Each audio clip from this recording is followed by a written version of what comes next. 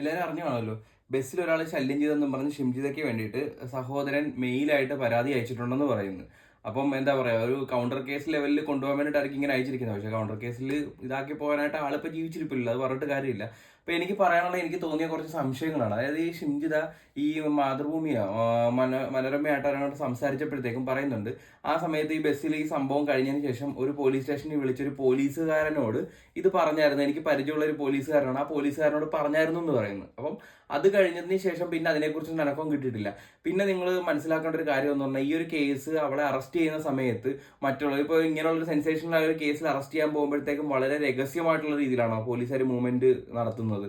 അതുപോലെ തന്നെ മഫ്തി പോയിട്ടാണ് പോലീസുകാർ അറസ്റ്റ് ചെയ്തത്. അപ്പം അതിൽ ഒന്ന് ആലോചിക്കേണ്ട കാര്യം എന്ന് പറഞ്ഞാൽ, മഫ്തി പോയി അറസ്റ്റ് ചെയ്ത് മറ്റാരെ അറിയിച്ചില്ല. ഈ അറസ്റ്റ് ഷിംജിത വിളിച്ച് കീഴടങ്ങിയതാണോ, ഇവർ കണ്ടുപിടിച്ചതാണോ, ഇങ്ങനെയുള്ള കാര്യങ്ങളൊന്നും വാർത്തയെ വന്നിട്ടില്ല. സാധാരണ ഒരു മാല പൊട്ടിച്ചുകൊണ്ട് ഓടിയ ഒരു കള്ളന്റെ കാര്യമാണെന്നുണ്ടെങ്കിൽ ഞങ്ങൾ ഇങ്ങനെ ട്രാക്ക് ചെയ്ത് അങ്ങനെ ട്രാക്ക് ചെയ്തെന്ന് പറഞ്ഞ് പോലീസുകാരുടെ ഭാഗത്തുനിന്ന് ഒരു ഇന്റർവ്യൂവും പോലീസുകാർ എങ്ങനെയാണ് ചെയ്തതെന്നൊക്കെ മീഡിയാസിൽ ഒത്തിരി പകരേണ്ടതാണ്.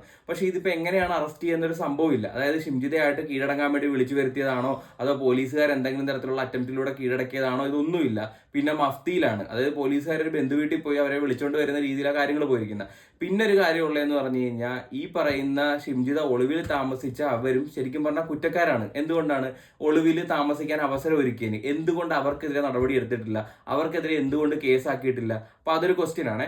അതുപോലെ തന്നെ ഷിംജിതയുടെ FIR ഞാനൊരു ചാനലിൽ വന്ന സംഭവം പരിശോധിച്ചപ്പോഴത്തേക്കും അതിൻ്റെ അകത്ത് ഞാൻ സ്ക്രീൻഷോട്ട് എടുത്ത് വെച്ചിട്ടുണ്ട്, ഞാൻ അതിൻ്റെ അകത്ത് കാണിക്കാം. അപ്പൊ അതിനകത്ത് അരുൺ VR എന്നുള്ള SI സബ് ഇൻസ്പെക്ടർ എന്നുള്ള രീതിയിൽ ഒരാളാണ് ഈ FIR റിപ്പോർട്ട് തയ്യാറാക്കിയിരിക്കുന്നത്. അപ്പൊ ഷിംജിത പറഞ്ഞിരിക്കുന്ന, ഷിംജിതയുടെ ഒരു ഫ്രണ്ട് ഉണ്ടെന്ന്, അല്ലെ പരിചയമുള്ള ഒരു പോലീസുകാരനുണ്ടെന്ന് പറഞ്ഞില്ലേ, അത് ഇദ്ദേഹമാണോ നമുക്ക് അറിയത്തില്ലല്ലോ. പിന്നെ നമ്മൾ കണ്ടതാണ് ഷിംജിതയെ നമ്മൾ ഈ കൊണ്ടുവരുന്നത് പർദ്ദയൊക്കെ ഇട്ട് അതുപോലെ മാസ്ക് ഒക്കെ ഇട്ടാണ് കൊണ്ടുവന്നിരിക്കുന്നത്. അത് കൊണ്ടുവന്നിരിക്കുന്ന ഒരു I20 കാറിലാണ് കൊണ്ടുവന്നിരിക്കുന്നത്. ആ I20 കാറ് ഞാൻ പരിവാഹനിൽ അതിന്റെ ഡീറ്റെയിൽസ് അടിച്ച് നോക്കിയപ്പോഴത്തേക്കും അതിൻ്റെ അത് ഇത് കണ്ട, ഞാൻ ഇത് എൻ്റെ കൂട്ടത്തിൽ വെക്കാം. അതിൻ്റെ അത് ANVR എന്ന് മാത്രമേ നമുക്ക് കാണുന്നുള്ളൂ.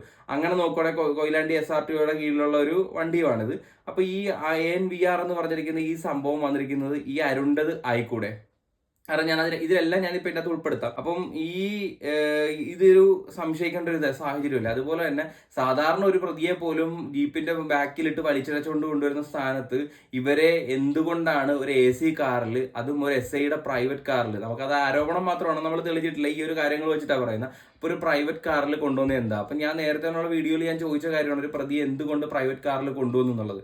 അപ്പൊ അങ്ങനെയാണെന്നുണ്ടെങ്കിൽ ഇത് സംരക്ഷിക്കപ്പെടത്തില്ലേ ഈ ഷിംജിത എന്ന് പറയുന്ന വ്യക്തി?